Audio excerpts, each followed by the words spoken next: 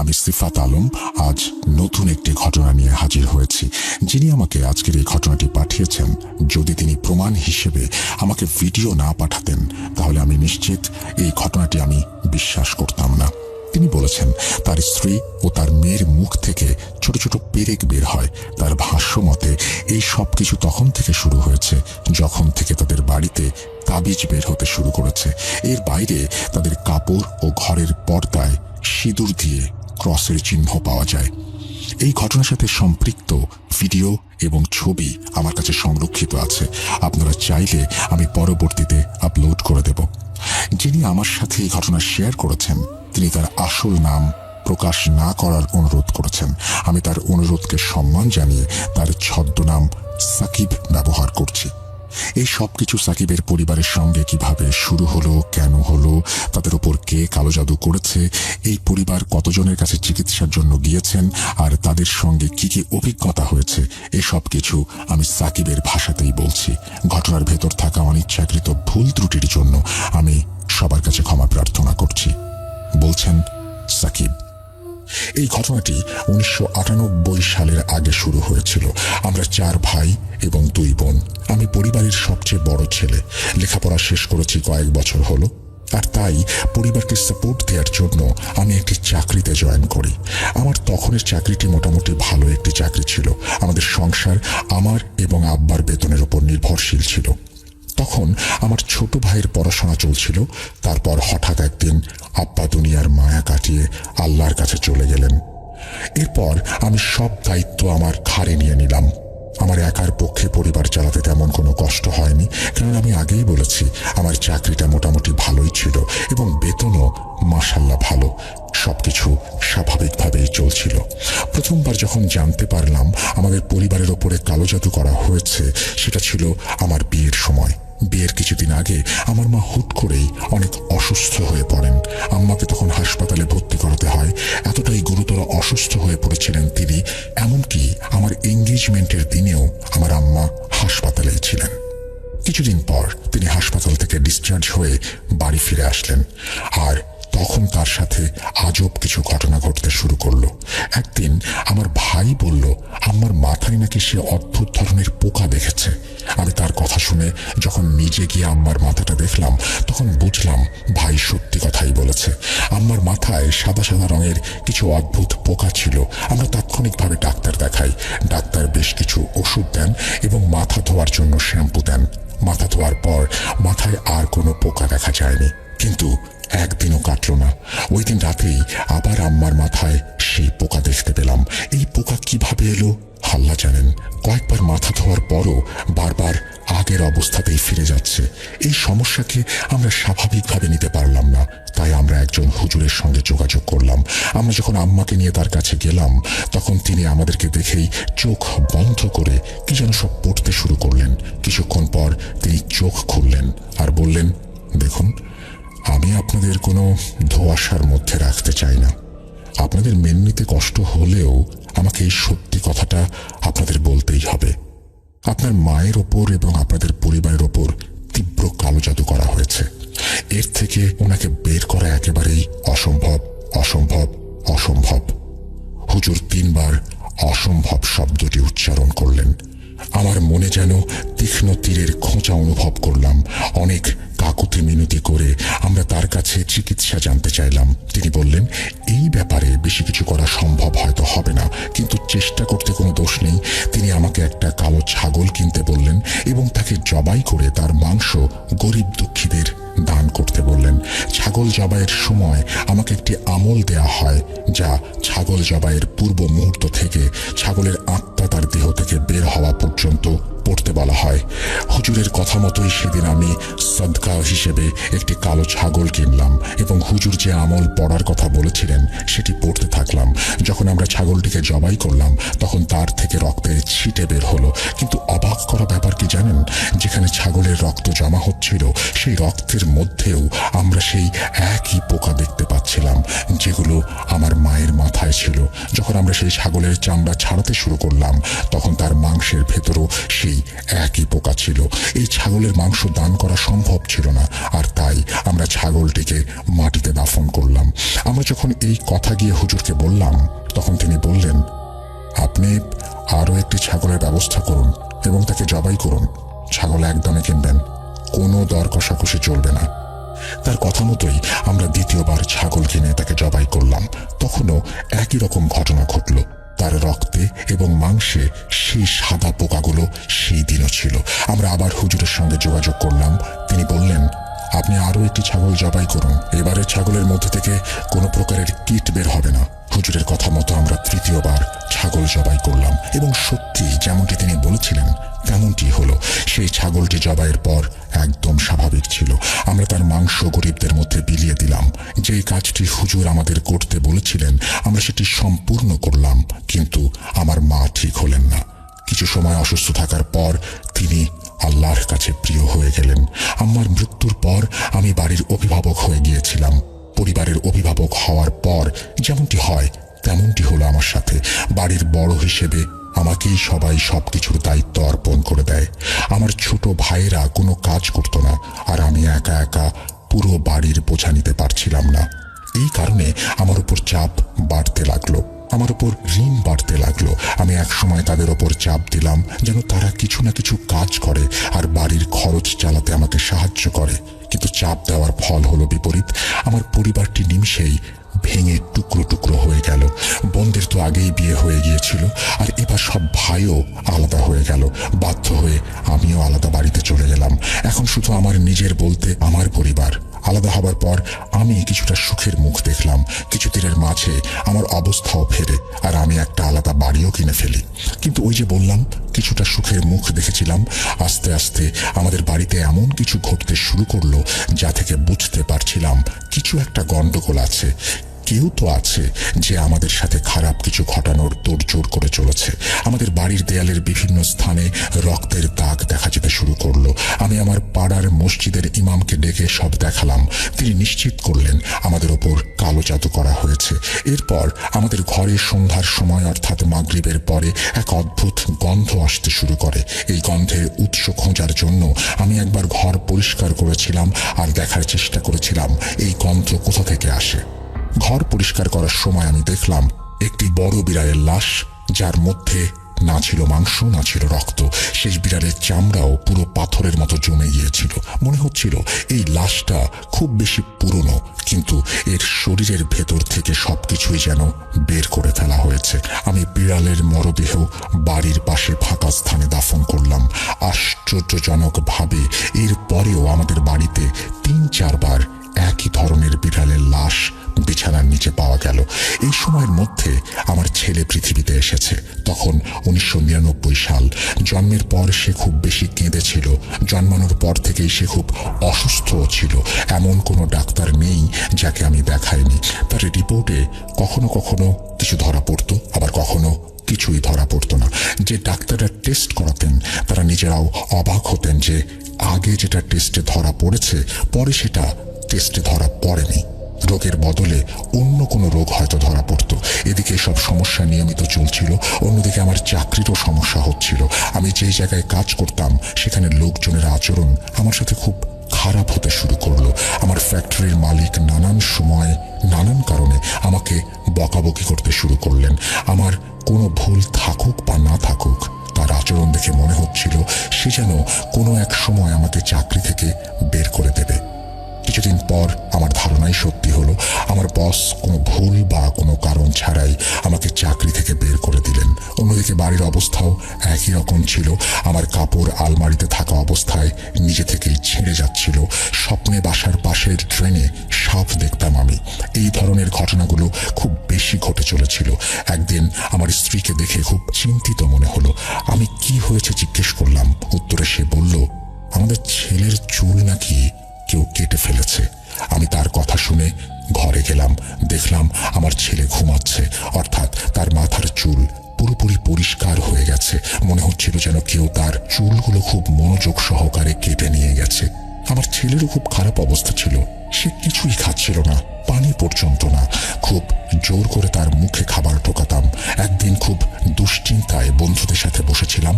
এমন অবস্থা দেখে আমার বন্ধুরা আমাকে জিজ্ঞেস করলো আমার কিছু হয়েছে কিনা। আমি তাদেরকে সবকিছু খুলে বললাম। আমার কথা শুনে সে আমাকে একটা দরবারের নাম বলল। তোর ছেলেকে দরবারে নিয়ে যা, শোনা গেছে সেখানে দোয়া করা হয় এবং যে দোয়া করা হয় সেটাই কবুল হয়। শেষে আমি আমার ছেলেকে নিয়ে ওই দরবারে গেলাম, আল্লাহর কাছে দোয়া করলাম। আর আশ্চর্যজনকভাবে আমার ছেলে অল্প কিছুদিনের মধ্যেই আল্লাহর অসীম কুদরতে ভালো হতে শুরু করলো। সে এখন খাবার দাবার খাচ্ছে আর কান্না করাও অনেক কমিয়ে দিয়েছে।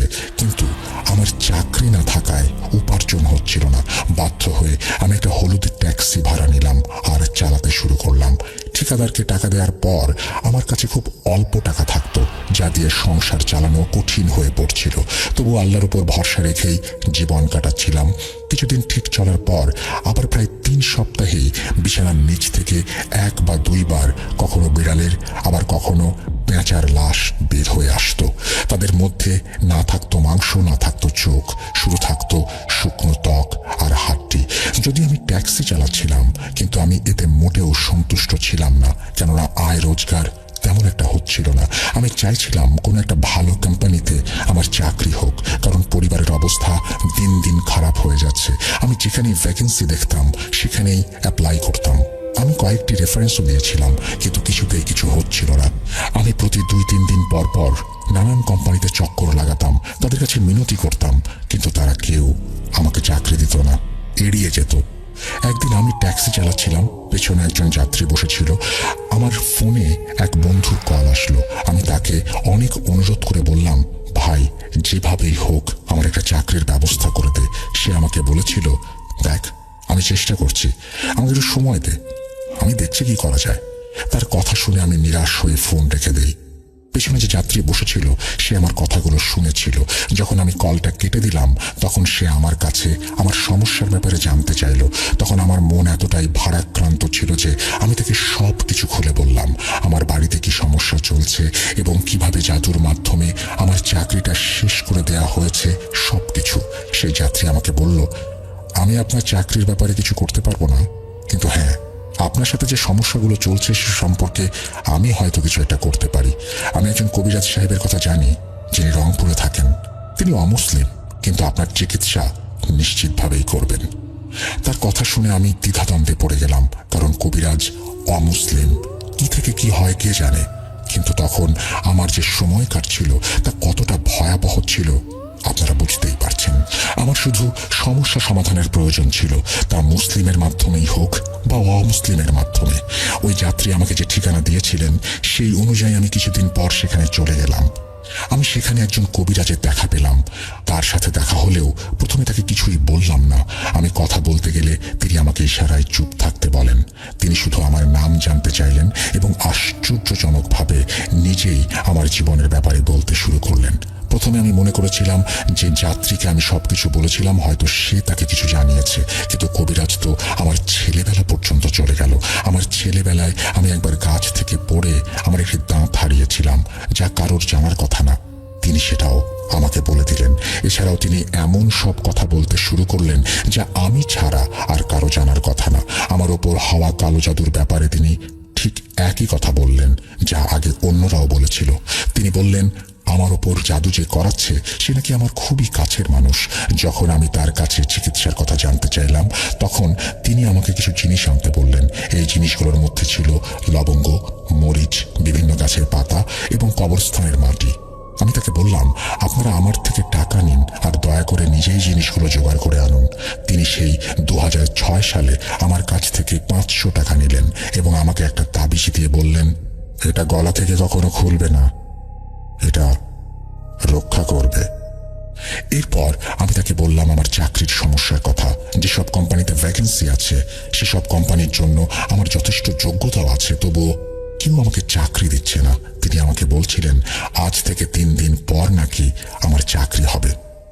ভাই বিশ্বাস করুন, আমি মঙ্গলবার সেই লোকটার কাছে গিয়েছিলাম আর শুক্রবার আমাকে একটি অফিস থেকে ফোন করা হলো, যেখানে আমি বারবার গিয়েও কোনো কাজ কাজ হয়নি। সেখান থেকে আমাকে ফোন করে বলা হলো সেখানে আমি সরাসরি জেনারেল ম্যানেজারের নিচে কাজ করব।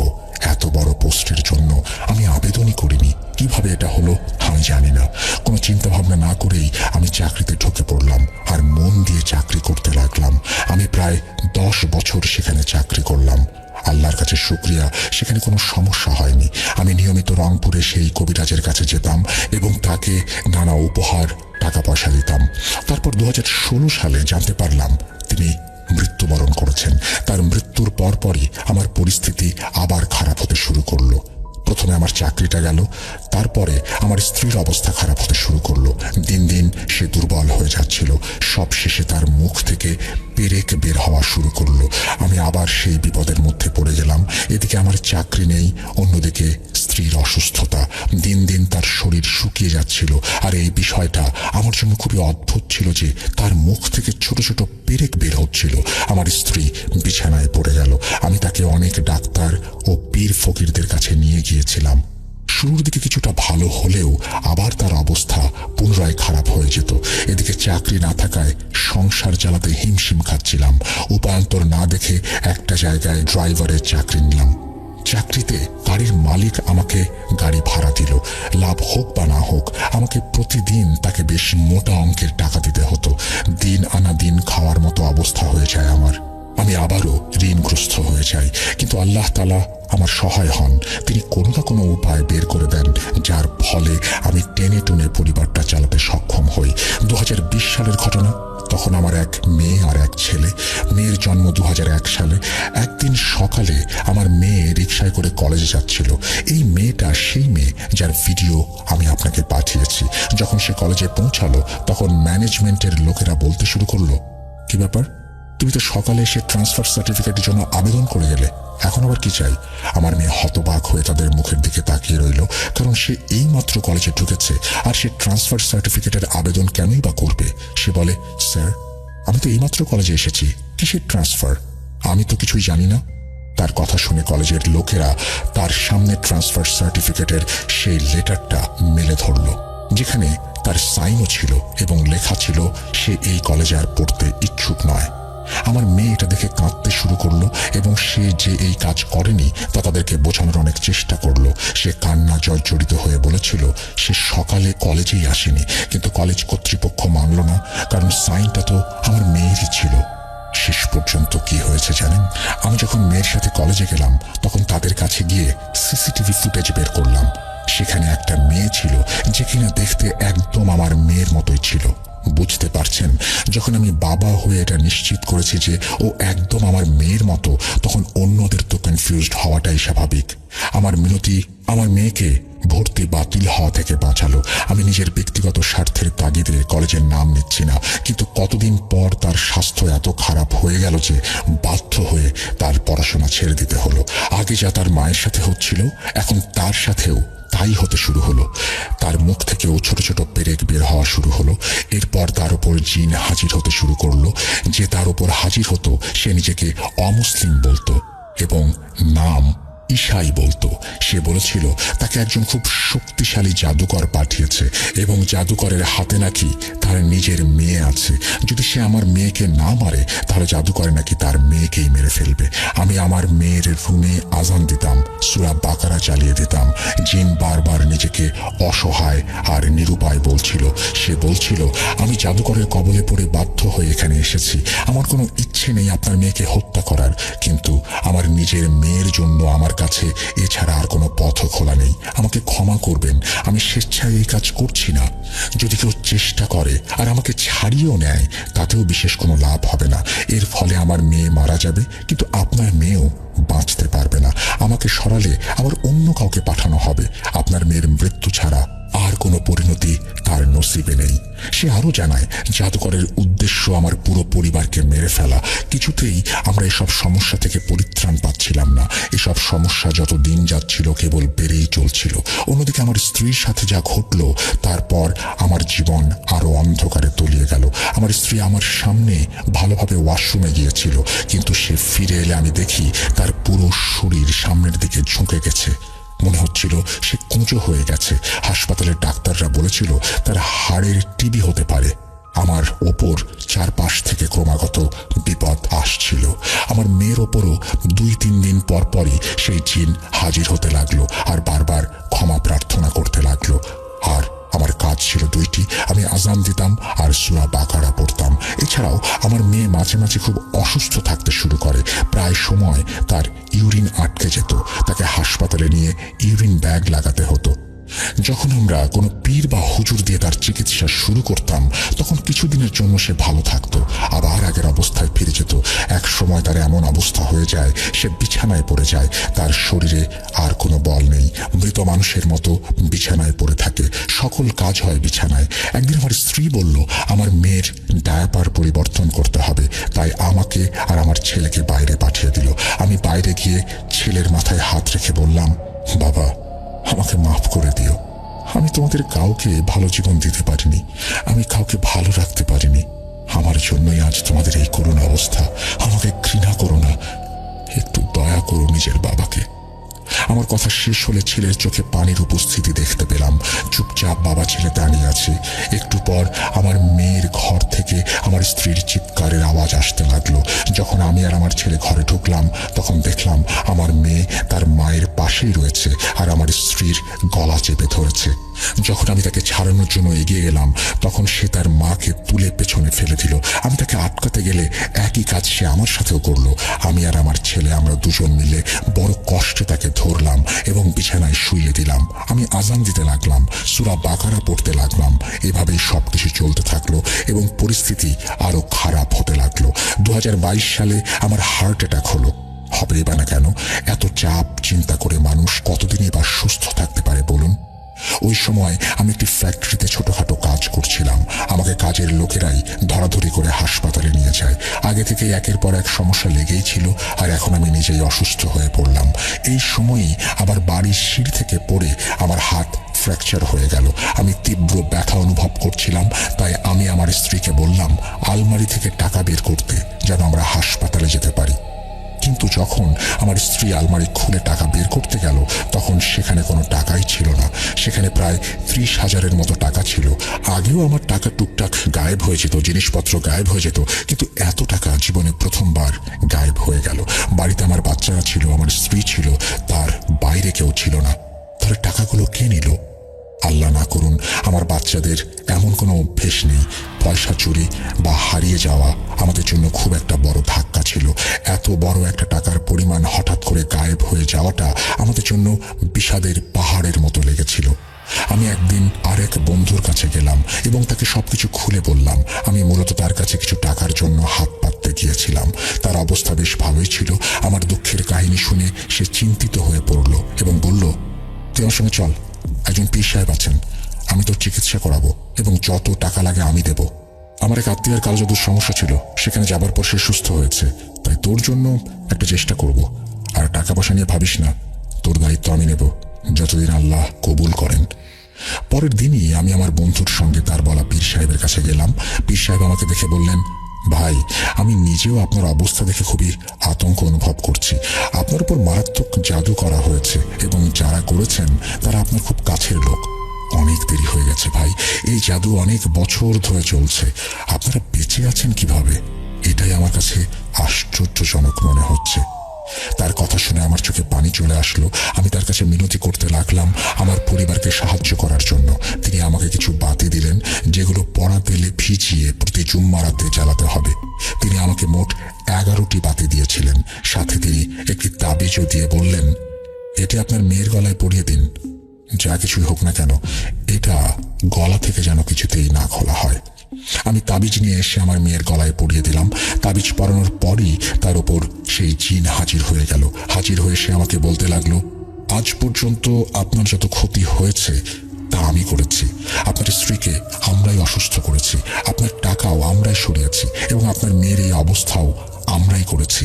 আমাদের একটাই উদ্দেশ্য, আপনার পরিবারকে ধ্বংস করা আর আপনাদের সবাইকে মেরে ফেলা। আমি আমার পরিবার সেই জাদুকরের কাছে জিম্মি। আমাদের কোনো উপায় নেই। আমি টানা 11 শুক্রবার রাত ধরে সেই বাতি জ্বালিয়েছি এবং নিজে সারা রাত জেগে পাহারা দিয়েছি। প্রথম দিকে বেশ ভালোই ফলাফল পাচ্ছিলাম। যে জিন আমার মেয়ের ওপর হাজির হতো সে বলতো ওই তাবিজটা খুলে ফেলতে, কিন্তু আমরা তার কথা শুনিনি। একদিন আমার মেয়ের চুলও আমার ছেলের মতো কাটা অবস্থায় পাওয়া যায়। আমরা খেয়াল করে দেখলাম তার গলায় পীর সাহেবের দেয়া সেই তাবিজটিও নেই। যখন আমি পীর সাহেবের কাছে গিয়ে এই কথা বললাম, তখন তিনি আমাকে এড়িয়ে যেতে লাগলেন এবং তার আচরণ দেখে মনে হচ্ছিল তিনি আর কোনো চিকিৎসা করতে চান না। তারপর অন্য এক পীর সাহেবের কাছে গেলাম চিকিৎসার জন্য। তিনিও আমাকে দেখে বাকি সবার মতো একই কথা বললেন। তিনি জানালেন তিনি কোনো পাকা কথা দিতে পারবেন না, কিন্তু তিনি চেষ্টার কোনো কমতি রাখবেন না। শুরু হলো চিকিৎসা। তার চিকিৎসার পর প্রায় 6-7 মাস বেশ শান্তিতে ছিলাম আমরা, কিন্তু এখন পুনরায় পরিস্থিতি আবার খারাপ হতে শুরু করেছে। আমি একজন কবিরাজকে দিয়ে পরীক্ষা করিয়েছিলাম আমার সমস্যাগুলো গভীরভাবে জানার জন্য। সে বলেছে আপনার ঘরে বর্তমানে 115টি জিন রয়েছে, যারা জাদুর মাধ্যমে আপনাদের উপর ক্রমাগত লক্ষ্য রেখে যাচ্ছে, যেন আপনার পরিবারকে ধ্বংস করতে পারে। আমি এখন অসুস্থ, আমার কাজও ঠিক মতো চলছে না। কখনো যাই, কখনো ছুটি নিতে হয়, কেননা কখনো আমার বউ আবার কখনো আমার মেয়ে মারাত্মক অসুস্থ হয়ে পড়ে এবং তাদের মুখ দিয়ে পেরেক বের হয়। পূর্বের মতোই আবার ঘরে তাবিজ বের হতে শুরু করেছে, যেগুলো ছবি আপনাকে পাঠিয়েছি।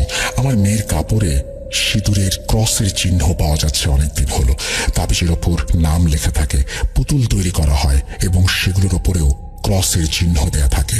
এই সব কিছু সহ্য করতে করতে 25-26 বছর পার হয়ে গেছে। কখনো কখনো মনে হয় যেন আমার সামনের সব দরজা একে একে বন্ধ হয়ে গেছে। একের পর এক শুধু বিপদ আর বিপদ। আপনার কাছ থেকে আর আপনাদের মাধ্যমে যারা আমার এই ঘটনাটি শুনবেন, তাদের কাছে আমার শুধুমাত্র একটাই অনুরোধ আছে, দয়া করে প্রতিটি নামাজে আমার জন্য একবার হলেও দোয়া করবেন, কারণ আমার সঙ্গে সেসব প্রতিনিয়ত ঘটে চলেছে। আর জিন একটি চক্র আমাকে, আমার পরিবারকে যেভাবে দুমড়ে মুচড়ে ফেলেছে, তাতে আপনাদের কাছে দোয়া চাওয়া ছাড়া আর কোনো পথ খোলা নেই। আল্লাহ তাআলা আমাদের ওপর দয়া করবেন এই আশাতেই আছি। আমি তো এই দুনিয়ার জীবন নিয়ে একেবারেই হতাশ। আর কোনো কবিরাজ বা পীর সাহেবের কাছে যেতে চাই না, কারণ আমি এখন নিঃস্ব, দিন আনি দিন খাই। আর তাদের কাছে গিয়েই বা কি হবে? তারা একদিক থেকে সামাল দিলে অন্যদিকে সেই জাদুকর আবার আমার পেছনে লাগবে। আমি আর সব চাই না। এখন যতদিন বাঁচি একটু শান্তিতে বাঁচতে চাই। আমার 2 সন্তানের জীবন শুরু হবার আগেই শেষ হয়ে যাচ্ছে। বাবা হয়ে আমি শুধু ফ্যাল ফ্যাল করে তাকিয়ে আছি। আর আফসোস এই একটি কারণেই, না হলে ভাবি আল্লাহ পরীক্ষা নিচ্ছেন, হয়তো পরকালে এর প্রতিদান পাবো। দয়া করে আমার জন্য, আমার পরিবারের জন্য দোয়া করবেন। আমাকে একজন ভিক্ষুক ভাবতে পারেন না, আমি টাকা ভিক্ষা করি না, দোয়া ভিক্ষা করি।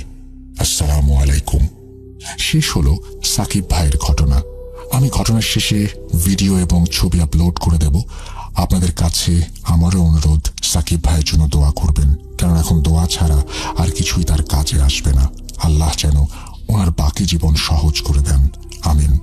আজ বিদায় নিচ্ছি। দেখা হবে খুব শীঘ্রই নতুন কোনো এপিসোডে। আপনাদের জন্য অনেক লম্বা একটি স্পেশাল ঘটনা অপেক্ষা করছে, যা আমি 2 পর্বে ভাগ করে শেয়ার করব এবং 2টি পর্ব আপনারা একসাথেই পাবেন। তাই কাউকে দ্বিতীয় পর্বের জন্য অপেক্ষা করতে হবে না। আমি আপনাদের কাছে আমার পরিবারের জন্য এবং নিজের জন্য দোয়া চাচ্ছি। এই বলে সিফাত আলম তার ঘটনা শেষ করেছেন। থ্যাংক ইউ ভেরি মাচ সিফাত আলম আপনার ঘটনার জন্য। আশা করছি এই ঘটনাটি আপনাদেরও ভালো লেগেছে। যদি ভালো লাগে অবশ্যই আমাদের জানাবেন। আমরা এখন যেটা করব সেটা হচ্ছে আরো পরবর্তী কিছু ঘটনায় যেতে চাই, এবং সেই ঘটনাগুলো হয়তো আপনারা শুনেছেন বা শুনেননি বা বারবার শুনতে চাইবেন। চলুন সেই ঘটনাগুলোর দিকে যাওয়া যাক। Welcome back. আপনাদের সবাইকে স্বাগত জানাচ্ছি। আমি রাসেল। আশা করছি আপনারা সবাই ভালো আছেন, ভালোর দলে আছেন। আমিও ভালো আছি, ভালোর দলে আছি, এবং আশা করছি আজকেও আমরা যে ঘটনাটি আপনাদের সামনে উপস্থাপন করব সেটি প্রথম থেকে শেষ পর্যন্ত আপনারা শুনবেন। যারা বৃহস্পতিবার, শুক্রবারের পরে আরো একবার হারিয়ে যেতে চান ভয়ের রাজ্যে, তাদের জন্যই আমাদের এই বিশেষ আয়োজন। যেভাবে লেখা আছে সেভাবেই পড়ে শোনাচ্ছি। আসসালামু আলাইকুম। আমি সাব্বির হোসাইন হানিফ, বর্তমানে সরকারি বাংলা কলেজ ইন্টারমিডিয়েট ফার্স্ট ইয়ারে পড়ছি। আমি ক্লাস 8 পর্যন্ত পড়াশোনা করেছি গাজীপুর জেলার শ্রীপুর থানার ধনুয়া গ্রামে। সেখানে পড়াশোনা শেষ করার পর আমার পরিবার ঠিক করে আমরা গ্রামের বাড়িতে চলে যাব, কিন্তু আমার বাবার এক পরিচিত লোকের সুবাদে আমাদের আর বাড়িতে যাওয়া হয় না, এবং ক্লাস 9-এ সেই সময়টাতে আমরা, মানে আমার পরিবার, সেই ভদ্রলোকের বাড়িতে ভাড়ায় উঠি। তারপর সে এলাকায় আমার ফ্রেন্ড না হলেও আমি পরিচিত হই অনেক বড় ভাইদের সাথে। আমরা সবাই যখন একসাথে হতাম তখন অনেক আনন্দ করতাম। আমরা প্রতি সপ্তাহে একবার বা মাঝে মাঝে মাসের মধ্যে 2-3 বার বিভিন্ন ধরনের পার্টি দিতাম, যেমন খিচুড়ি, বিরিয়ানি, মানে যে সময় যেটা ভালো মনে হতো আর কি। একদিন আমরা সবাই চিন্তা করলাম, যেহেতু আমরা সবাই এরকম আয়োজন মাঝে মধ্যেই করে থাকি, সেই জন্য আমাদের একটা নির্দিষ্ট স্থান দরকার। তারপর আমরা একটা স্থান ঠিক করলাম। সেই স্থানটা ছিল একটা বাঁশ ঝাড়ের নিচে। সেখানে আমরা কিছু কাঠ কিনে গোল করে একটা মাচা বানাই এবং তার উপর ছাতার মতো ত্রিপল লাগিয়ে দেই। সেখানে আমরা প্রতিনিয়তই আড্ডা দিতাম। মূল কাহিনীটা শুরু হলো একদিন রাতে, যখন আমরা সবাই মিলে বিরিয়ানি রান্না করার প্ল্যান করছিলাম এবং সব কেনাকাটা করে বিরিয়ানি রান্নার শেষে সবাই মিলে খেতে বসেছি। খাওয়া দাওয়া যখন শেষের দিকে, তখন পাশের বাড়ির ভাড়াটিয়া মহিলা জোরে একটা চিৎকার দেয়। চিৎকার দেওয়ার পরে আমরা প্রথমে সবাই ভাবলাম হয়তো পারিবারিক ঝগড়া কলহ, কিন্তু যখন মহিলা আবার জোরে জোরে চিৎকার করতে থাকে তখন আমরা সবাই বললাম, না, এবার আর বসে থাকা যায় না, আগে গিয়ে দেখি কি হয়েছে। তারপর সেখানে দুইজন বলল, তোমরা সবাই গিয়ে দেখে আসো, আমরা দুজন এখানে খাবারগুলো পাহারা দিচ্ছি, কারণ কুকুর এসে খাবার নষ্ট করে ফেলতে পারে। তারপর সেখানে আমরা গেলাম, গিয়ে দেখি ঘরের মধ্যে আলো জ্বালানো এবং আশেপাশের রুমের অনেকেই জড়ো হয়েছে। তখন কেউ একজন জিজ্ঞেস করলো, কি হয়েছে তোমাদের, এত রাতে চিৎকার করছো কেন? তখন ওই মহিলার জবানবন্দিতে আমাদের সবার গায়ের লোম দাঁড়িয়ে গেল। মহিলার কথাগুলো ছিল এরকম, উনি স্বপ্ন দেখেন যে রাতে উনি ঘুমাচ্ছেন এবং হঠাৎ করে তার আশেপাশে সব কালো চুলে ভরে গেছে। এই স্বপ্ন দেখার পর উনি যখন জেগে ওঠেন তখন তিনি দেখতে পান বাস্তবেই তার আশেপাশে সম্পূর্ণ ঘর জুড়ে কালো চুলে ছেয়ে গেছে, এমনকি তার হাত পাও চুল দিয়ে বাঁধা। এই কাহিনী শোনার পরে আমাদের আর ভালো লাগলো না। তখন আমরা আবার সেখানে চলে গেলাম এবং যা খাবার বাকি ছিল তা খেয়ে শেষ করলাম। মনে ভয় নিয়ে আমরা সবাই খাবার খাচ্ছিলাম। এরপর আমাদের বাসায় যাবার পালা, তো সবাই বাসায় চলে আসতে লাগলাম। আমার এক বড় ভাই নাদিম, আমরা একই বাসায় থাকি। আমরা দুজন বাসায় আসার সময় অন্যদিকের একটা বাঁশ ঝাড় থেকে কটমট আওয়াজ শুনলাম। আমার আরেকজন বড় ভাইও সেটা শুনতে পেয়েছে। তখন সে বলল, সমস্যা নাই, বাসায় যাও। তখন একটা বিড়াল আমাদের বাসার গেট পর্যন্ত পিছু নিয়েছে। মূলত এই বিড়াল আর বাঁশঝাড়ের ঘটনাটা আমরা তেমন সিরিয়াসলি নেইনি, কারণ এগুলো আমাদের সাথে ওইদিকে প্রায়ই হতো, কারণ আমরা অধিকাংশ সময় রাত 3টা বা 4টার সময় বের হতাম। কিন্তু এর পরের দিন সকালবেলা আমার এক বড় ভাই, তার নাম রাসেল, সে আমাদের সাথে রাতের বিড়াল আর বাঁশঝাড়ের আওয়াজটা শুনেছে এবং দেখেছে। সে বলল, কাল রাতে ফজরের আজানের আগে প্রায় 3টা বা 3টা 30 মিনিট এমন হবে, আমার সঠিক টাইম এবং তারিখ মনে নেই। সেই সময় আমাদের আর এক বড় ভাই নাকি তাকে এসে ডেকেছে, হ্যাঁ রাসেল, ওঠ, অফিসে যাবি না? তখন ভাইয়ার ওয়াইফ বলেছে, তোর না কালকে অফিস বন্ধ? তখন ভাইয়া বলেছে, এ শয়তানি করিস না। সেই সময় হঠাৎ করেই ঘরের উপরে ঢিল পড়া শুরু হয়। এই ঘটনা শোনার পর আমরা সবাই বিকেলবেলা ওই মহিলার অবস্থা জানার জন্য ওই বাড়িতে গেলাম এবং শুনতে পেলাম মহিলা নাকি আবার আজকে আমাদের যাওয়ার কিছুক্ষণ আগে খুব বিশ্রী চেহারার সাদা কাপড় পরা এক অবয়ব দেখেছে। ওই দিন রাতের বেলা আবার শুনতে পেলাম মহিলার বাসায় কবিরাজ আসবে। তখন আমি এবং আমার বড় ভাইরা সেখানে গেলাম। আমাদের খাটের উপরে বসতে বলা হলো। কবিরাজ তার স্ত্রীর ওপর তার পালিত জিনকে হাজির করলেন এবং জিজ্ঞেস করলেন যে এই মহিলার উপরে কেন এমন হচ্ছে। বিশেষ দ্রষ্টব্যে বলতে পারি, কবিরাজ নাকি আমি জানি না, কারণ লোকটি আমাদের ধর্মের লোক ছিল না। তারপর কবিরাজের বউয়ের ওপর জিনটা বলল যে এ খুব বাজে জিন, মহিলার কোনো ভুলের কারণেই তার উপরে আসর করেছে। এই কথা বলার পর দেখতে পেলাম কবিরাজের বউ স্বাভাবিক অবস্থায় ফিরে এসেছে। ঠিক সেই মুহূর্তে আবার ওই মহিলা বলছে সেই জিনটা নাকি ঘরের দরজার সামনে দাঁড়িয়ে হাসছে এবং খুব ভয়ঙ্কর চেহারা নিয়েই হাসছে। পরবর্তীতে মহিলাটি আবার তাড়াহুড়ো করে বলল যে দরজা থেকে এখন তার দিকে এগোচ্ছে। এই বলে মহিলাটি চিৎকার শুরু করলো। তখন কবিরাজ বলল, রোগী এখানে আছে, ডাক্তারও আছে, তাহলে সমস্যা কিসের? এখন তো আরো ভালোভাবে ওষুধ দিতে পারবো। তখন কবিরাজ সেই জিনকে মহিলার শরীরে আসর করায় এবং জিজ্ঞাসা করতে থাকে। বহু সময় পর মহিলারূপী জিন বলে সে ওই মহিলার মৃত খালার কবরের পাশে থাকতো এবং সেখানে মহিলাটি জুতো পায়ে তাদের গায়ের উপরে পা দিয়েছে। সেই রাগে তার সাথে সে সব করেছে। কিন্তু কবিরাজ বলল, যেহেতু তোমার মেয়ের মতো, তাহলে ওকে কেন ভয় দেখাবে তুমি? তখন আর কোনো কথা বলে না। মহিলাটির শরীর ছেড়ে যেতে বললে অস্বীকার করে। তারপর কবিরাজ যখন তাকে বিরক্ত করতে লাগলো, তখন এক পর্যায়ে সে বলল যে মহিলাটির সন্তান না হওয়ার কারণ সেই ছিল মহিলাটির পেটে গর্ভে যখন সন্তান আসতো, তখন ছোট থাকতেই সেই জিনটি সন্তানকে খেয়ে ফেলতো। মূলত এই পর্যন্ত আমরা সেই ঘরের ভেতর ছিলাম এবং এইটুকুই শুনেছি। আমরা আরো থাকতাম যদি না ওই ভাইয়া ঘর থেকে বেরিয়ে আসতে বলতো। একটা মহিলার কথায় তার সাথে তর্কে জড়িয়ে না যেত। এরপর শুনতে পারি মহিলাটির অবস্থা একটু উন্নতির দিকে, এখন সে আর কোনো প্রকার অবয়ব দেখছে না। এখানে আমি যেটা শুনেছি এবং যেই পর্যন্ত দেখেছি সেটাই লিখেছি। বানানের ভুলগুলো ক্ষমা সুন্দর দৃষ্টিতে দেখবেন। এই বলে তিনি তার ঘটনা শেষ করেছেন। আশা করছি ঘটনাটি ভালো লেগেছে। পৃথিবীতে কত অস্বাভাবিক ঘটনা ঘটে প্রতিদিন, প্রতিনিয়ত। আমরা তার সব খবর কি রাখি বা সবকিছু কি আমরা বুঝি? হয়তো বুঝি না। যাই হোক, এই ছিল ঘটনা। যদি ভালো লাগে অবশ্যই জানাবেন, যদি ভালো না লাগে তাও জানাবেন। আমরা চলে যাব আমাদের পরবর্তী ঘটনায়, দ্বিতীয় ঘটনায়। আশা করছি এই ঘটনাটিও আপনাদের ভালো লাগবে। জানি আপনি ভালোর দলে। আমি ইয়ামিন। এই ঘটনাটি আপনি নিজের মুখে পড়ে শোনালে খুশি হব, কারণ স্টুডিওতে আসতে পারবো না। সুকান্ত মাইতির মতো করে ঘটনাটি বলার চেষ্টা করলাম। রাত যত গভীর হয়, কান্নার আওয়াজ তত তীব্র হয়। প্রায় প্রতি রাতেই এক ঘটনা। বিরক্ত হয়ে উঠেছি আমি। কোথা থেকে আওয়াজ হয় বুঝতে পারি না। কখনো মনে হয় খাটের নিচ থেকে, কখনো মনে হয় আলমারির পেছন থেকে, আবার কখনো মনে হয় দেয়ালের ভেতর থেকে। রাতে ঘুমালে কখনো এতটা কাছে মনে হয় যেন চোখ খুললেই কোনো এক বাচ্চা মেয়েকে কাঁদতে দেখব মুখের ওপর। অন্যদিকে আবার দুপুরবেলা মনে হয় কেউ খুব তীক্ষ্ণ দৃষ্টিতে আমার চলাফেরার ওপর নজর রাখছে। এসব নিয়ে আমি একটু চিন্তিত হলেও মোটেও ভীত নই। আর তাই বিষয়গুলো এখনো অবধি সোহানের কানে দেয়নি। সোহানের সাথে আমার বিয়ের 3 মাস চলছে। ওর কাজের সূত্রে আমরা চট্টগ্রাম থাকি। চট্টগ্রামে একটা বাসা নিয়েছে ও। বিয়ের 1 মাস পরেই আমি এখানে চলে আসি। এখানে আসার 10-15 দিন পর থেকেই এই সমস্যাগুলো শুরু হয়েছে। আমি মেয়ে হিসেবে খুব ভীত নই।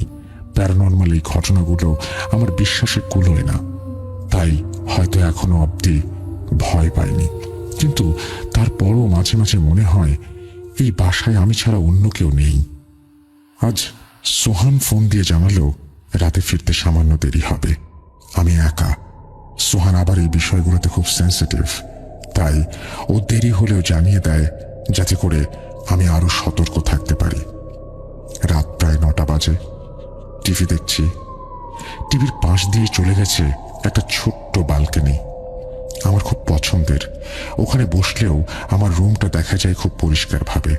আমি টিভি অন রেখেই কফির মগটা হাতে ব্যালকনিতে এসে দাঁড়ালাম। খুব সুন্দর বাতাস। ঘরের এসিতেও সেই শান্তি নেই। একটু আরাম করেই দোলনায় বসলাম। মনোরম একটা পরিবেশ। হঠাৎ করে আচমকা টিভির চ্যানেলটা বদলে গেল, ভলিউম বেড়ে গেল, গান হচ্ছিল। আমি বসা থেকে উঠে দাঁড়ালাম, ভালোভাবে ঘরটাকে লক্ষ্য করলাম। কেউ নেই তো। রিমোট সোফার ওপরেই। চ্যানেল বদলালো কি করে বুঝলাম না। আমি ধীরে ধীরে ঘরে আসলাম। কফির মগটা টেবিলে রেখে গেস্ট রুমের দিকে এগোতে লাগলাম। মনে হচ্ছে ওখানে কেউ আছে। হাতে একটা লাঠি নিলাম। চোর হলে মার লাগাবো। আমাদের গেস্ট রুম পর্দা দেয়া। গেস্ট রুমের সামনে দাঁড়াতেই পর্দার পেছনে একটা স্পষ্ট অবয়ব দেখতে পেলাম। শক্ত হাতে লাঠিটা চেপে ধরতেই মনে হলো এত লম্বা মানুষ হয় নাকি। অফ হোয়াইট পর্দায় কালো অবয়বটা স্পষ্ট, কিন্তু কোথায় শেষ? শেষ নেই কোনো। শরীরের গঠন মানুষের মতন নয়, শুধু লম্বা, কোনো গঠন নেই। আর দুলছে অবয়বটা, সাথে পর্দাটাও নড়ছে হালকা। আমি সাহস করেই এক টানে পর্দাটা সরিয়ে দেখি সোফার উপর একটা না 2টা বিরাট ছায়া। আমি পর্দা টান দিতেই ছায়াটা যেন ছিটকে ওদিকে চলে গেল। গেস্ট রুমের লাইট অফ থাকায় আমি শুধু ছায়া দুটোই দেখছিলাম। হঠাৎ দরজার কলিং বেল বেজে উঠল। আমি ছুটে গিয়ে দরজা খুলে দেখি সোহান। ওকে দেখে শান্তি ফিরে পেলাম। খেতে বসেছি। ভাবলাম আজকের ঘটনাগুলো সব জানিয়ে দেব ওকে, কারণ আমি সত্যি ভয় পেয়েছি। কিন্তু ওকে দেখে মনে হলো ওর শরীরটা ভালো না, ক্লান্ত। তাই কিছু না বলেই আমি শুতে এলাম। কতক্ষণ ঘুমিয়েছি মনে নেই। কলিং বেলের তীব্র আওয়াজে ঘুম ভেঙে গেল আমার। বিরক্ত হলাম ভীষণ। এই সময় আবার কে? পাশে তাকিয়ে দেখি সোহান নিশ্চিন্তে ঘুমিয়ে। খুব ধকল গেছে মনে হয় আজ। বেলটা বেজেই যাচ্ছে। হাতে একটা লাঠি নিয়ে বের হলাম। আমার আবার খুব জোরের ভয়। দরজা খুলে দিয়ে আমি হতভম্ব। সোহান বৃষ্টিতে ভিজে কাক ভেজা হয়ে আমার সামনে দাঁড়িয়ে। আমি চোখ বড় বড় করে সোহানকে দেখছি। সোহান এগিয়ে এসে আমার গায়ে হাত রেখে বলল, রিঙ্কি, আরে ওকে, ভয় পাচ্ছ কেন? আমি সোহানকে ধাক্কা দিয়ে দৌড়ে বেডরুমে চলে আসলাম। এসে দেখি ঘর ফাঁকা, কেউ নেই ঘরে। আমি চিৎকার দিয়ে জ্ঞান হারালাম। 2 দিন প্রচন্ড জ্বর ছিল। সোহান ছুটিতে ছিল এই 2 দিন। আজ অনেকটা সুস্থ মনেই সোহানকে গতদিনের ঘটে যাওয়া ঘটনাটা পুরো খুলে বললাম। ও শুধু বলল, তোমায় তো আমি বলেছিলাম আমার ফিরতে দেরি হবে, তাহলে আমি এত আগে চলে এলাম আর এসে তোমায় কিছু বললাম না, কেন তাড়াতাড়ি ফিরলাম? কি বলেছি সবকিছু? আর এমনটা কি আমি কখনো করি বলো? আচ্ছা, অনেকদিন থেকে বাসায় তুমি একা বসে, কাল আমরা বের হবো, ঠিক আছে? আমি সোহানের কথাগুলো ভাবতে লাগলাম। ও তো ঠিকই বলেছে। আমি যখন কফি খাচ্ছিলাম তখন 9টা বাজে। তারপরে এই ঘটনাগুলো এত তাড়াতাড়ি ঘটে গেল কিভাবে? আমি কফি খেলাম, গেস্ট রুমে গেলাম, ছায়া দুটো দেখলাম, হঠাৎ কলিং বেল বেজে উঠলো, সোহান আসলো, আমি ওর সাথে খেলাম পর্যন্ত, ঘুমাতে গেলাম, আবার বেল বাজার আওয়াজ, তখন তো পাশেই ছিল। আবার দরজা খুলেও সোহানকেই দেখলাম। তাহলে ঘরে আমি কার সাথে ছিলাম, কার সাথে খেলাম? আর সোহান বলল বাসায় এসেছে 12টায়। তাহলে এত কিছু এই স্বল্প সময়ে কিভাবে ঘটে গেল? আমি কিছুই যেন মিলাতে পারছিলাম না। মাথাটা ভার হয়ে আসছে। ছায়া দুটোর কথা মনে পড়তেই গেস্ট রুমে গেলাম। 2 দিন পর আজ সোহান অফিসে গেছে। বর্তমানে আমি একা সোফায় বসে আছি। হঠাৎ ধূপ করে একটা কিছু পড়ার আওয়াজ পেলাম রান্নাঘর থেকে। রান্নাঘরে যেতে ভয় পাচ্ছি, শরীরটা ভালো নেই। নতুন কোনো ধাক্কা হয়তো আমি আর নিতে পারবো না। রান্নাঘরে গিয়ে দেখি কিছুই নেই, সব ঠিক, শুধু তেলের বোতলটা মাটিতে পড়ে আছে, কিন্তু তেল নেই। ইদানিং বেশ কিছুদিন থেকে বাড়িতে অন্য কোনো সমস্যা না থাকলেও তেল পাওয়া যাচ্ছে না। কথাটা খুব হাস্যকর হলেও সত্যি। প্রতিদিন তেল ভর্তি করে রাখলেও তেলের বোতল ফাঁকা হয়ে যায় নিমিষেই। ইঁদুরের কাজ না কিসের কাজ আমি জানি না। প্রতিদিন দুপুরে রান্না করার সময় এই ঝামেলা আমার পোহাতে হয়। আজও তাই হয়েছে। তাই আজ তেল কিনে আর রান্নাঘরে রাখিনি, আমি বেডরুমে রেখে দিয়েছি। যা হয় হোক, নিজ চোখে দেখা যাবে এবার। আজ প্রচন্ড রোদ, এত গরম যা অভাবনীয়। গোসল করে বেরিয়েছি মাত্র। আনুমানিক 2:05 অথবা 10 বাজে। ঘরে ঢুকেই আমার সামনে দেখি বিরাট লম্বা কুচকুচে কালো লোক, খালি গা, চপচপ করে নিজেদের শরীরে তেল মাখছে, আর তেলের বোতল ততক্ষণে ফাঁকা। এই দৃশ্য দেখা মাত্রই আমি প্রচন্ড চিৎকারে অজ্ঞান হয়ে গেলাম। তারপর আবার প্রায় সপ্তাহখানেক অসুস্থ। বাসায় এখন আমার সাথে একটা মেয়ে থাকে। আমার শ্বশুর বাড়ি থেকে পাঠিয়েছে আমার দেখাশোনার জন্য। ওর নাম পারুল, বয়স 17-18 মতন। বেশ কিছুদিন আমি ভালো থাকলেও মনের মধ্যে অশান্তি আর ভয় বাসা বেঁধেছে। আমি তো এমন ছিলাম না, তাহলে এমন হলাম কেন? বিকেলে পারুল ছাদে গেছে কাপড় আনতে। আমি গল্পের বই পড়ছিলাম। প্রায় অনেকটা সময় কেটে গেল। ও এখনো আসছে না কেন ভেবেই নিজেই ছাদে চলে গেলাম। কত করে বলেছি বিকেলে ছাদে দাঁড়াবি না, কথাই শোনে না। ছাদের দরজার কাছে আসতে কেমন গোঙানির মতো একটা আওয়াজ পেলাম। দরজা ঠেলে ভেতরে ঢুকতেই দেখি পারুল শূন্যে ভাসছে, আবার মুখ দিয়ে কেমন সব আওয়াজ করছে। আমি দৌড় দিয়ে পারুলের গায়ে হাত দিতেই মনে হলো কে একজন ওকে ছুঁড়ে নিচে ফেলে দিল। তারপর থেকে পারুল অসুস্থ, কোমরের একটা হাড় ভেঙে গেছে। সোহানকে বিষয়টা জানাতেই ওকে খানিকটা চিন্তিত মনে হলো। ও ভাবছে কিছু। পারুল প্রায় 2 দিন কিছু খায়নি, এক দৃষ্টিতে তাকিয়ে থাকে শুধু। এতটুকু একটা মেয়ে, আজ আমার জন্য ওর কি অবস্থা। নিজে খুব অপরাধী মনে হচ্ছিল আমার। ওকে আমার কোনো প্রশ্ন করতে ইচ্ছে করছে না, কি হয়েছে কি হয়নি কিছুই না। দুধের গ্লাসটা ওর পাশে রাখতেই ও উঠে বসলো। আপু, বাড়িতে যেতে চাই, এখানে আর থাকবো না। ভাইয়াকে বল আমি বাড়ি যাব। আচ্ছা শান্ত হ, তোকে বাড়ি দিয়ে আসবো। টিকিট করতে গেছে তোর ভাইয়া, কাল সকালেই তোকে রেখে আসবে। আজ লক্ষ্মী মেয়ের মতো দুধটুকু খেয়ে ঘুমিয়ে পড়। সারা রাত পারুলের চিন্তায় ঘুম আসেনি। আজ সোহান পারুলকে রাখতে যাচ্ছে ওর বাসায়। আমাদের বাসাতেই ওর এত বড় ক্ষতি হলো, তাই সোহানকে বলেছি তুমি রেখে আসো ওকে, আর ওর মায়ের হাতে কিছু দিয়েও এসো। আমি আজকের রাতটা একা থাকতে পারবো, ও কাল সকালে আবার ব্যাক করবে। পারুলের ব্যাগ গুছিয়ে দিচ্ছিলাম, এমন সময় পারুল বলে উঠল, আপু, তোমাদের বাড়িতে ভূত আছে। ভূত আছে কিনা আমি জানি না, কিন্তু পারুলকে এই সময় বেশ ভয় দেখালে চলবে না। তা আমি হাসতে হাসতে বললাম, তাই? কেমন রে ভূত দেখতে, কেমন জানিস তুই? পারুল চোখ বড় করে বলল, একদম কালো কুচকুচে 2টা ভূত, মানুষের থেকে অনেক লম্বা। ওই যে সেদিন ওরাই তো আমাকে ছাদে ধরে রেখেছিল। বলতে বলতে সোহান চলে এলো। পারুল, রেডি? চলো, বের হতে হবে। তারপর আমাকে বিদায় জানিয়ে দুজনে চলে গেল। খুব একটা শান্তি পাচ্ছি না আমি, ভয় পাচ্ছি। আজ রাতে বাসায় আমি একা, আর পারুল ও 2টা লোকের কথা বলল। ও তো ভুল কিছু দেখেনি, সত্যি তো ওরা আছে। ওরা কে, কেন ওরা এখানে? এই বাসাটা এখন আমার কাছে বিভৎস লাগে। তেলের বোতলটা বের করে রান্নাঘরে রেখে এলাম। আমি রুমে শুয়ে আছি।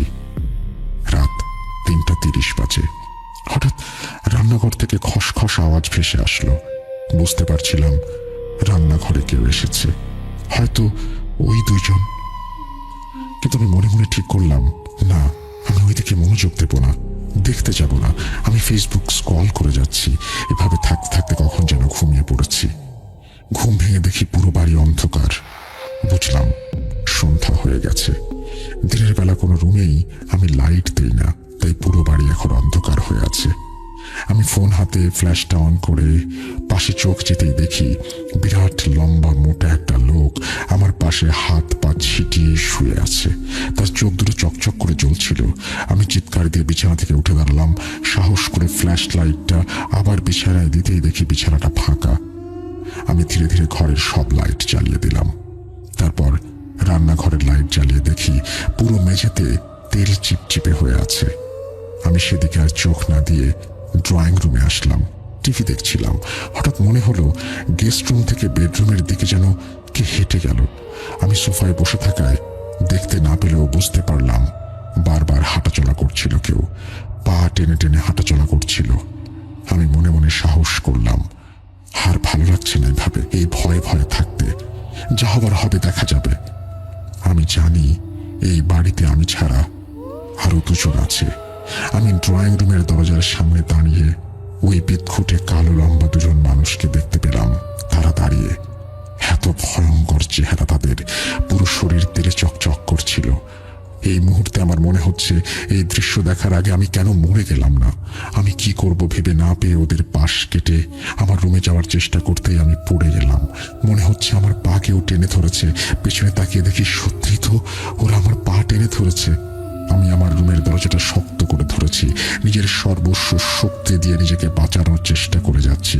ইতোমধ্যে আমার বাঁ হাতের আঙুল নখ সব ভেঙে রক্তাক্ত।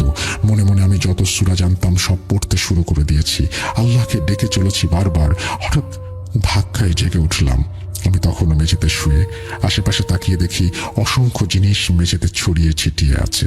ঘড়িতে তাকিয়ে দেখি দুপুর 12টা বাজে। আঙুলের রক্ত শুকিয়ে জমে গেছে, আর প্রচন্ড ব্যথা, মাথাটা ভীষণ ঘুরছে। কাল রাতে তাহলে ওরা আমায় কিছু করেনি। দরজার ধাক্কায় আওয়াজ বেড়েই চলেছে। কোনো মতে উঠে দরজা খুলে দেখি সোহান। সোহানকে দেখে স্বস্তির নিঃশ্বাস ফেললাম আমি। ও এগিয়ে এসে বলল, তুমি ঠিক আছো তো? আর কি হয়েছে তোমার? ঘরে এই অবস্থা কেন? তারপর আমি সোহানকে আগের রাতের সব ঘটনা খুলে বললাম। আমি আরো বললাম, আমি জানি তুমি আমার কথা বিশ্বাস করো না, কিন্তু সত্যি এই বাড়িতে কিছু একটা আছে। সোহান আমার ধারণাকে ভুল প্রমাণ করে বলল, আমি তোমায় অবিশ্বাস করি না, আসলে এই বাড়িতে সমস্যা আছে। আমি বললাম, তুমিও কি কিছু ফিল করেছো? সোহান বলল, পারুলের সাথে এই ঘটনাটা ঘটার পর একদিন তুমি ঘুমিয়েছো, আমি অফিসের কিছু কাজ করছিলাম, হঠাৎ কেমন একটা শব্দ কানে আসছিল, খসখস ধরনের, মনে হচ্ছে কেউ কিছু কাটছিল। কি শব্দ হচ্ছে দেখতে দরজা খুলে দেখি আমার দরজার বরাবর একদম নিচের দিকে মেঝেতে দুজন কালো লোক বসে মাথা উঁচু করে এক দৃষ্টিতে তাকিয়ে আছে। আমি মুহূর্তে দরজা বন্ধ করে দিই। বিশ্বাস করো, আমি প্রচন্ড ভয় পেয়েছিলাম, কিন্তু সেই সময় এই বিষয়গুলো তোমাকে বলা উচিত হবে না ভেবেই বলিনি। কিন্তু এই বাড়িতে এমন একটা সমস্যা আছে জেনেও আব্দুর রব স্যার কেন আমাদের কাছে এই বাড়ি বেঁচলেন? প্রশ্নোত্তর খোঁজার সময় এখন নেই। এতটুকু আমরা বুঝে গেছি এই বাড়িটা আমাদের জন্য নিরাপদ নয়। আর আমাদের বাসার খুব কাছাকাছি কোনো বাসাও নেই এখানে। খুব মনোরম, নিরিবিলি, শান্ত একটা পরিবেশ। কিছুটা সামনে আছে একটা ভাবির বাসা। আমরা আমাদের প্রয়োজনীয় কিছু জিনিসপত্র নিয়ে সেখানে চলে গেলাম। মিরসরাহে আমার এক খালাতো বোন আছে, সেখানে আজ রাত থেকে কাল আমরা দিনাজপুরের উদ্দেশ্যে রওনা দেব। দিনাজপুর আমার শ্বশুর বাড়ি, কিন্তু বাড়িটা যেহেতু এখন আমাদের, তাই এই বাড়ির রহস্য জানাও এখন আমাদের কর্তব্য। তাই এখন উদ্দেশ্য ওই ভাবির বাসায় যাওয়া আর সব জানা। কেউই আমাদের এই বাড়ির বিষয়ে আর কিছু বলেনি, কিন্তু এখন সব জানা আমাদের প্রয়োজন। ভাবি আমাদের দুজনকে হয়তো এভাবে দেখবেন আশা করেননি। কিছুটা ইতস্তত করে প্রশ্ন করে বসলেন, কি ব্যাপার ভাবি, আপনারা এখন কোনো সমস্যা হয়নি তো? আমি বললাম, ভাবি সমস্যার কথাই তো জানতে এসেছি, আশা করছি কিছু লুকাবেন না। ভাবি, আমরা যে আপনাদের বাড়িটায় থাকি সেই বাড়িটা কি কোনো সমস্যা আছে? ভাবি যেন একটু নড়ে চড়ে বসলেন, তারপর ভীত চোখে আবার প্রশ্ন করলেন, কেন, কিছু হয়েছে কি? আমি আর থাকতে না পেরে পুরো ঘটনা খুলে বললাম। তারপর ভাবি যা বলল তা শোনার জন্য আমি মোটেও প্রস্তুত ছিলাম না। হ্যাঁ, জানতাম কিছুটা সমস্যা আছে, কিন্তু এমন কিছু কখনোই ভাবিনি। ভাবি বললেন, আব্দুর রউফ বাসা করার 1 বছর পর এসে এই বাসায় ওঠেন। বাসাটা ওর বউয়ের ভীষণ পছন্দের। উনি পেশায় ডেপুটি ইন্সপেক্টর, ডিআইজি, এবং সে কারণে বাসায় খুব একটা সময় দিতে পারতেন না। সেজন্য নিরিবিলি আর শান্ত একটা বাসায় বাস করাই তার উদ্দেশ্য ছিল। বাসার সামনে পেছনে বাগান করা, যাতে করে ওনার বউ বাচ্চারা সুন্দর একটা সময় কাটাতে পারে। প্রচন্ড রাগে স্বভাবের মানুষ ছিলেন তিনি, অল্পতেই রেগে যেতেন এবং প্রচুর ধনীও ছিলেন। সেই সময় আমাদের এলাকায় খুব চুরি হচ্ছিল, কিন্তু চোরকে সেটা কেউ ধরতে পারছে না। কিন্তু এলাকার সবাই জানতো চোরকে। সাজু রাজু নামেই যমজ 2 ভাই একত্রে বড়লোকের বাড়িতে লুটত। সবসময় গায়ে তেল চপচপ করে মেখে ঘুরে বেড়াতো তারা। সবাই শুধুই মুখে বলতো সাজু রাজুর কথা, কিন্তু হাতে নাতে ধরার সুযোগ কেউ কখনো পায়নি। দেখতে যেমন বিশাল দেহি, কালো লম্বা দৈত্যের মতন, চুরির ক্ষেত্রেও ছিল ভীষণ চালাক চতুর। একবার ওরা রাত প্রায় 2টায় রউফের বাড়িতে চুরি করতে গিয়ে ধরা পড়ে। যদিও আমরা নিজের চোখে দেখিনি, তবে শুনেছিলাম রউফ নাকি সাজু রাজুকে পিটিয়ে মেরে ফেলেছিল। ওই সময় ওরা নাকি একটু পানির জন্য আকুতি মিনতি করলে ওদের মুখে মেরে দাঁত ভেঙে দিয়েছিল উনি। তারপর তাদের রান্নাঘরে আটকে রাখা হয়েছিল সারা রাত। যদিও সকালবেলা আমরা কেউ ওদের লাশ দেখতে পারিনি, কোথায় গেছে জানি না আজ অব্দি। তবে তারপর এলাকায় আজ কোনোদিন কোনো চুরি হয়নি।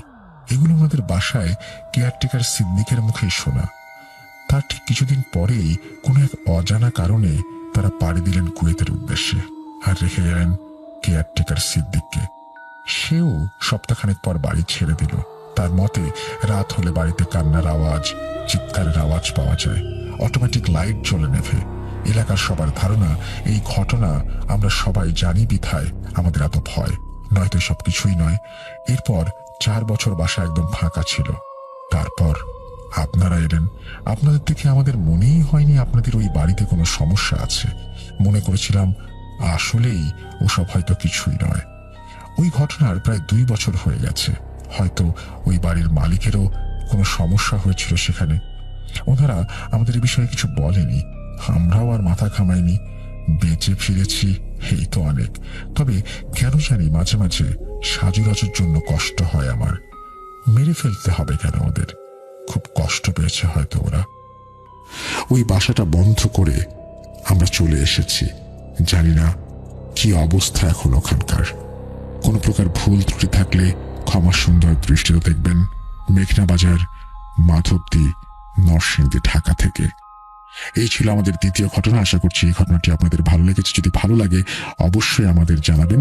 আমরা আশা করব যে প্রতিনিয়ত আপনাদের দারুণ দারুণ কিছু ঘটনা উপহার দেব। প্রথমেই শব্দ চয়নের জন্য ক্ষমা প্রার্থী। আমার নাম সাবিহা। আমি এইবার এইচএসসি দিয়েছি। আমি পুরান ঢাকার লালবাগের একটি এলাকা, সেটার নাম তিনি প্রকাশ করতে চান না, সেই এলাকায় তিনি থাকেন এবং তিনি বলছেন যে আমার ঘটনাগুলো ছোট ছোট হবার কারণে ভাগ ভাগ করে লিখেছি। ঘটনা 1। পুরান ঢাকার বেশিরভাগ ঘর বাড়িগুলো গলির ভেতরে হয়। তেমনটা আমাদের বাড়ি। রাস্তা দিয়ে সোজা বরাবর হলো মেইন গলি, তার বামে দ্বিতীয় গলি এবং ডানে তৃতীয় এবং চতুর্থ গলি। চতুর্থ গলি পার করে আমাদের বিল্ডিং।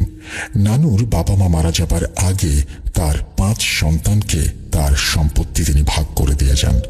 সে কারণে আমাদের সব নানু এবং আমাদের বিল্ডিংগুলো আলাদা হলেও সব বিল্ডিংগুলো একসাথে সংযুক্ত করা, অর্থাৎ প্রত্যেকে আলাদাভাবে বাস করেন কিন্তু প্রত্যেকটা বিল্ডিংই গায়ে গায়ে লাগানো।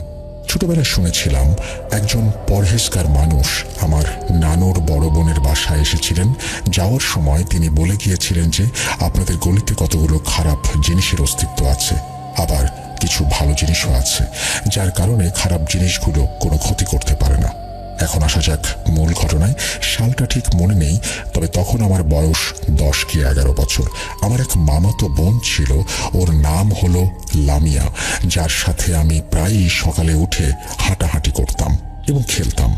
এমনই একদিন ভোরে 5টার সময় আমি উঠে পড়লাম। ভাবলাম আজকে লামিয়াদের ছাদে গিয়ে খেলবো। এখানে বলে রাখা ভালো যে আমাদের এবং লামিয়াদের বিল্ডিংগুলো ছিল 7 তলা করে। তো সেই দিন লামিয়া আমাকে ভোর 5টায় উঠাতে আসে। আমি ঘুম থেকে উঠে আসছি বলে ওকে চলে যেতে বলি। হাত মুখ ধুয়ে ঘর থেকে বের হয়ে যেই না ওদের বিল্ডিংয়ের সিঁড়িতে পা দিলাম, ওই মুহূর্তে শুনলাম কেউ একজন নুপুর পরে আমার সাথে পা বাড়ালো। সেই মুহূর্তে নুপুরের একটা ঝনঝনানির শব্দ আমার কানে এলো। উল্লেখ্য, নিচতলায় থাকাতে 1 পা বাড়ালেই আমার নানুর বড় বোনের বিল্ডিং, মানে লামিয়ার নানুদের বিল্ডিং। তো আমার যেতে বেশিক্ষণ লাগেনি। নিজের মনের ধোঁকা ভেবে সিঁড়ি দিয়ে উঠতে লাগলাম। 1, 2, 3 তলা ওঠার পর যেই না 4 তলায় পা দিলাম, তখনই অনুভব করলাম সেই নুপুরের শব্দটি আমার 1-2 হাত দূর থেকে আসছে। এরপর 5 তলায় উঠতেই মনে হলো কেউ একজন আমার পেছনে আমার সাথেই। ঘুরে দেখলাম কেউ নেই। সিঁড়ি দিয়ে উঠতে লাগলাম।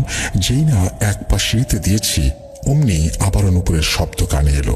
আর এক সিঁড়িতে পা দিয়েছি, সেইভাবে নুপুরের শব্দ কানে এলো। এইভাবে 4 নম্বর সিঁড়িতে পা যেই না দিয়েছি, আবারও নুপুরের শব্দ শুনতে পেলাম।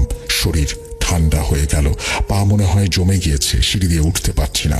সেই ছোট বয়সে যা সূরা পারতাম মনে মনে সবগুলো পড়তে শুরু করলাম। দৌড় মেরে উপরে ওঠার চেষ্টা করলাম। যত দৌড়াচ্ছি সেই নুপুরের শব্দটিও আমার সাথেই দৌড়াচ্ছে।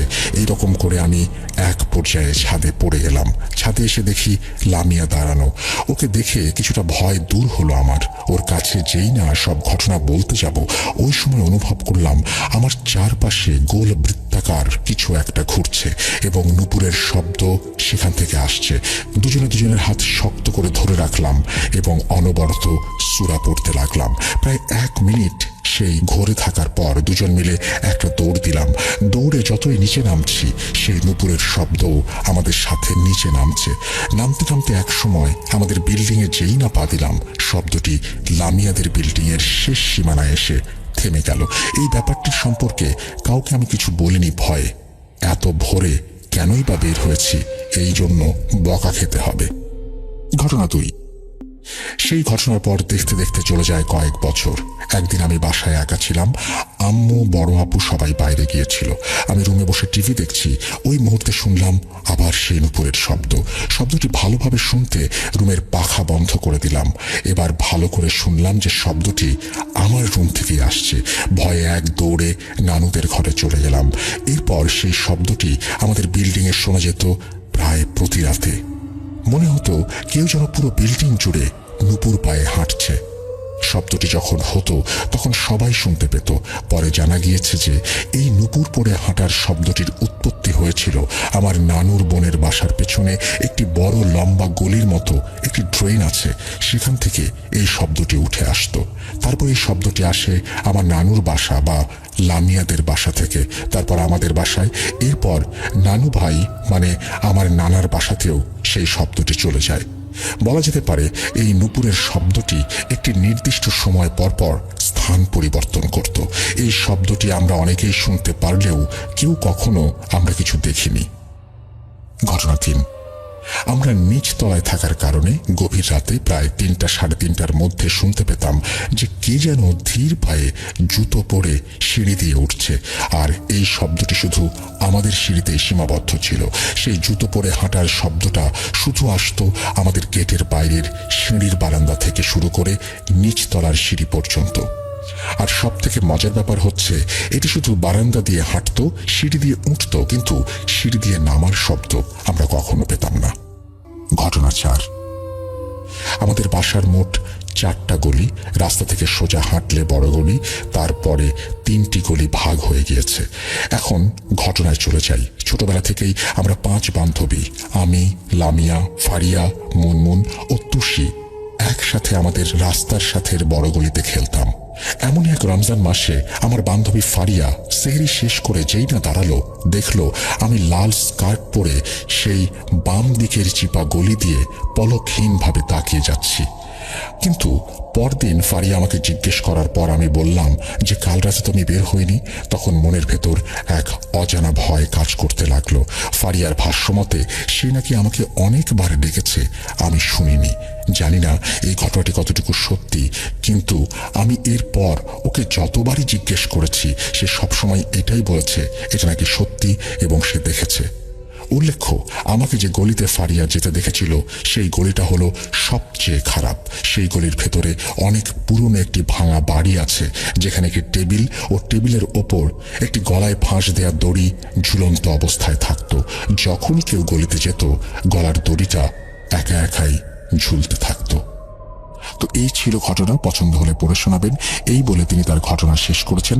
থ্যাংক ইউ ভেরি মাচ আপনার ঘটনার জন্য। আশা করছি এই ঘটনাটি আপনাদেরও ভালো লেগেছে। ভালো লাগলে অবশ্যই আমাদের জানাবেন। আমরা আজকের মতো বিদায় নিচ্ছি।